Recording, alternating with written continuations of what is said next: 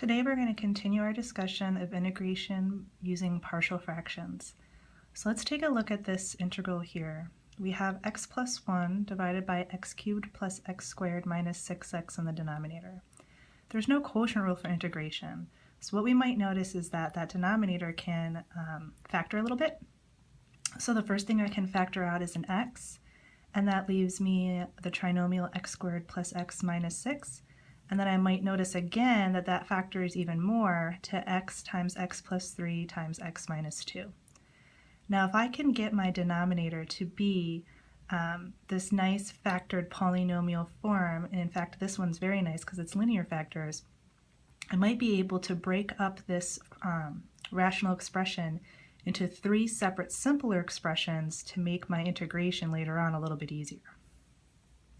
So we're going to do that using our partial fraction decomposition, and on the notes that I passed out previously, this again corresponds to this case 1 where we have these linear factors. So we'll take a break from the integral and just go and look at the integrand and see if we can break it up a little bit. So since we ended up with 3 linear factors, we can break up this single rational expression into 3, the sum of 3 expressions for some constant a, some constant b, and some constant c that we don't know yet. So we're going to have to do a little bit of work back from algebra to figure out a, b, and c so that we can eventually put them back into our integral. So the first thing I'm going to do is clear the fractions. And to do that, I'm going to multiply all the terms up there by that common denominator, x times x plus 3 times x minus 2. And when I do that, I cancel out the denominator entirely on the left-hand side, and then I end up with a times x plus 3 x minus 2, b times x minus 2, and c times x plus 3, clearing out all those fractions. In the next step, I went ahead and distributed out the terms by a, b, and c. So for a, it gave me x squared plus x minus 6. For b, x squared minus 2x. And for c, x squared plus 3x. Now eventually I'm going to want to group all of my terms by degree, meaning I'm going to want all my x squareds together, all my x's together, and all my constants together. So in order to do that, I'm going to have to distribute out the a, b, and c, and then regroup everything. So you can see here that I'm going to end up grouping these terms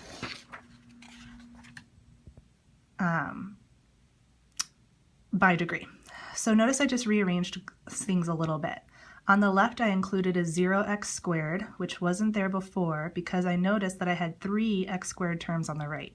So I grouped together ax squared plus bx plus cx squared, and then I grouped together my x terms. So that was my ax, my negative 2bx, and my positive 3cx. And then I only had one constant term hanging out there, that negative 6a. So now what I'm going to do is factor out the x squareds and the x's so that I have the coefficients out. So the coefficient to my x squared is just a plus b plus c. And then the coefficient to my x is a minus 2b plus 3c. And then I still just have that single coefficient, that single constant coefficient, negative 6a.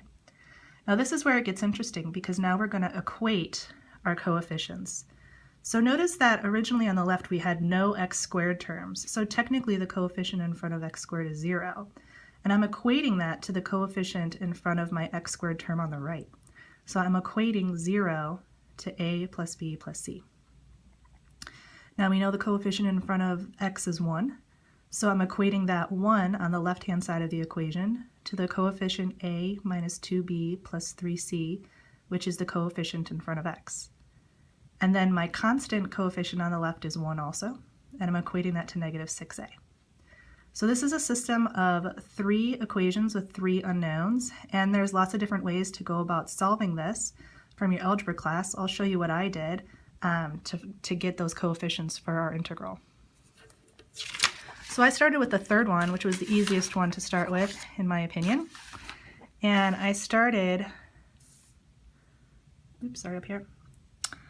looking for a. So that third equation said 1 equals negative 6a, so that gave me the opportunity right away to solve for the coefficient a, which is negative 1/6. Then I went back to my other 2 equations. So my first equation said 0 equals a plus b plus c. So I went ahead and put that a in there, and now that gave me negative 1/6 plus b plus 3 equals 0. Then I went to the equation 1 equals a minus 2b plus 3c, and I just replaced the a with negative 1/6. So that gave me negative 1/6 minus 2b plus 3c equals 1. I'm going to add 1/6 to both sides of those equations, and that gives me b plus c equals 1/6, and negative 2b plus 3c equals 7/6. All right, back to like algebra 1. So now we have two equations with two unknowns, and again, there's lots of different ways to solve this. I chose to line them up together and multiply the first equation by 2 so that I could eliminate the b terms. And when I did that, I ended up with 5c equals 9/6, or c equals 9/30, and reducing that fraction, c equals 3/10. So now I have a and I have c. So last but not least, you can go back to either of your equations and solve for b.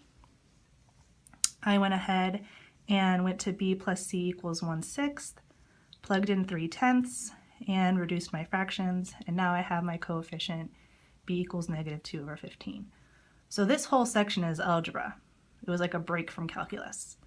But now that we've got our coefficients, a, b, and c, excuse me, we're ready to go back to our integral. So remember what our integral was. It was x plus 1 over x times x plus 3 times x minus 2. But we used a partial fraction decomposition to rewrite that as the sum of three rational expressions.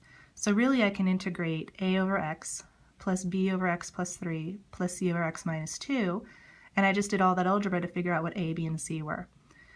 So I went ahead and plugged in a, b, and c as the coefficients, and then I have something that's integrable. Now technically those second two terms, the 1 over x plus 3 and the 1 over x minus 2, do need a little u substitution, but they're a direct u substitution, and so it turns out that if you go to the aside and do that, you work out getting your final answer negative 1/6 natural log of x minus 2/15 natural log of x plus 3 and plus 3/10 natural log of x minus 2 plus c. Do make sure that you put those absolute value signs in there because our rational functions 1 over x plus 3, and 1 over x minus 2 are defined for positive and negative values. But remember, our natural log isn't, so we just have to take that into account and make sure that when we do the antiderivative, we use those absolute value bars.